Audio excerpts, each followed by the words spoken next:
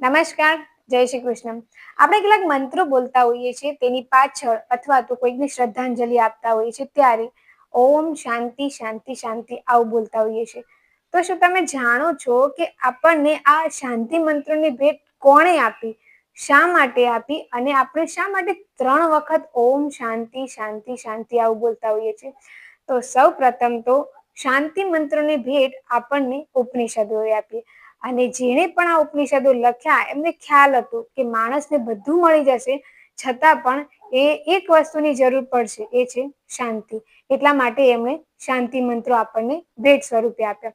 ત્યારબાદ આપણે શા માટે 3 વખત ઓમ શાંતિ શાંતિ શાંતિ આવું બોલતા હોઈએ છીએ?